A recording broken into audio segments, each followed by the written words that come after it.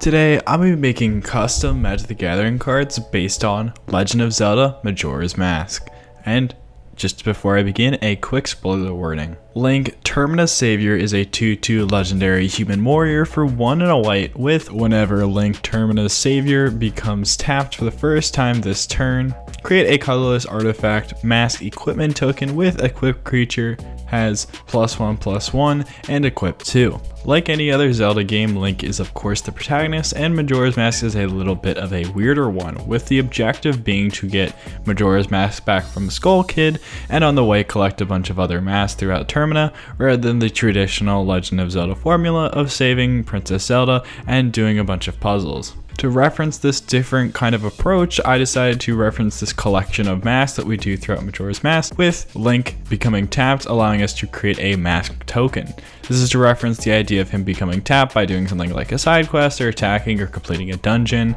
and getting masks from doing so. And we have Skull Kid, Termina's Destroyer, a 3/3 legendary imp rogue for 3 blue and a black with, when Skull Kid enters the battlefield, gain control of target artifact or creature for as long as you control Skull Kid, Termina's Destroyer, and if it's neither day nor night, it becomes day. And whenever it becomes night, put a time counter on Skull Kid, and at the beginning of your upkeep, if Skull Kid has 3 or more time counters on it, each player sacrifices all creatures they control. Skull Kid, of course, is the main villain throughout Majora's Mask, being the one who stole the aforementioned Majora's Mask, and is responsible for bringing the destruction of Termina by crashing the moon into it. To reference this in Magic the Gathering, I made it so when he enters the battlefield, he steals a creature or artifact, referencing the fact that he steals the mask from the Happy Mask Salesman, and referencing the fact that he steals Epona from Link in the opening. Additionally, to reference the 3-day time limit that Majora's Mask has, I made it so we have to flip it from night to day 3 times in order to destroy all creatures, referencing the idea that the moon has fallen and destroyed Termina. Then we have Happy Mask Salesman, a 3/3 legendary human employee for 3 red, white with equipment you control have sacrifice a treasure, and at the beginning of each opponent's upkeep, you may have them gain control of target equipment you control. If you do, create treasure tokens equal to that equipment's mana value. Happy Mask Salesman is definitely a weird character, being the one to give you a quest to get Majora's Mask back, but to reference the idea that he is the Mask Salesman and building off the idea that we did with Link where masks are artifacts, I made it so you can essentially sell your artifacts to your opponents, being a super fun way to build around him in Commander and having some kind of treasure deck. And I think it's a very unique take on the classic Boros equipment commander, and still references the idea that he is a mask salesman. And we have Deku Mask, an artifact equipment for 1 green that has equipped creature has reach and is a plant in addition to its other types, and can play blue and tap an untapped forest I control, and equipped creature gets flying until end of turn that we can only activate as a sorcery, and we can equip it for 1 mana. The Deku Mask is of course how Link transforms into the Deku version of Link, and to reference that on the card, I made it so when you equip it, you become a plant in addition to your other types, essentially referencing the idea that you become a Deku scrub, and I also made it so you can pay blue and tap a forest you control to give it flying, to reference the fact that you can use the flower buds to launch yourself into the air and fly for a short amount of time while you're in the Deku scrub Link form. Then we have the Goron Mask for red,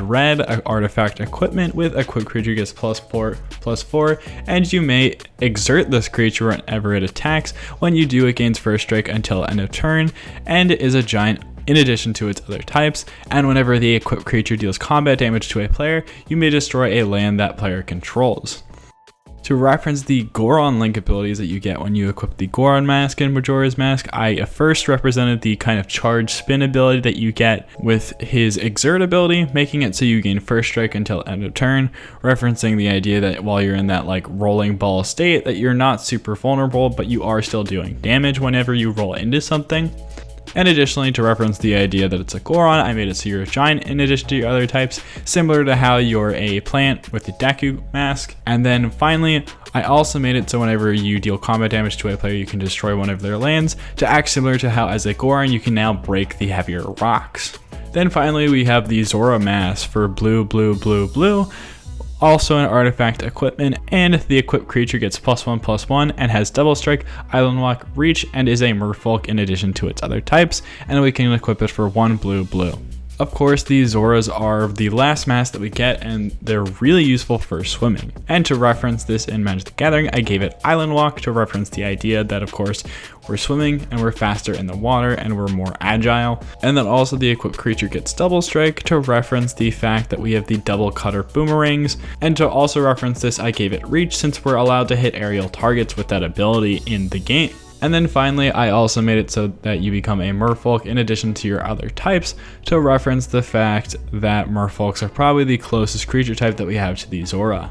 The Fierce Deity Mask is a legendary artifact equipment for 2 white, red, and a black, with, as an additional cost of this spell, sacrifice 20 equipment you control. This spell can't be countered, has hexproof, indestructible, and equipped creature gets +15/+15, and has protection from everything, double strike, menace, reach, and is a demigod in addition to its other types, and you can equip it for white, red, black. The Fierce Deity Mask is, of course, probably the coolest part of the